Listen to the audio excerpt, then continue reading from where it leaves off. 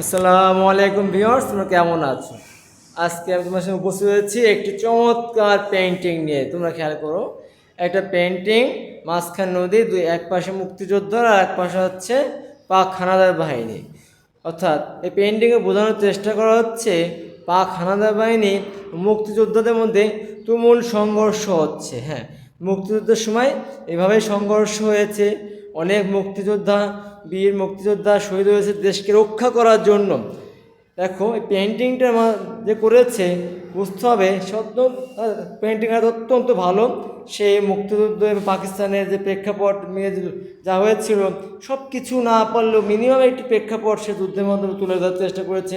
যুদ্ধের সময় কীভাবে যুদ্ধ হয়েছে ইত্যাদি বিষয়, এবং প্রাকৃতিক অবস্থা তখন কী ছিল। দেখো যখন যুদ্ধ হয়েছিল তখন কিন্তু বাংলাদেশে ফসলে পরিপূর্ণ ছিল, সেটা আমরা দেখতে পাচ্ছি। তখন মাছ, গাছ, গরু, বাংলাদেশ একটি সমৃদ্ধ দেশ ছিল। তবে মুক্তিযুদ্ধের পরে Bangladesh day by day develop করছে। ইনশাল্লাহ সামনে বাংলাদেশ দ্রুত ডেভেলপ করবে। ভিউয়ার্স, আল্লাহ হাফেজ, আসসালামু আলাইকুম।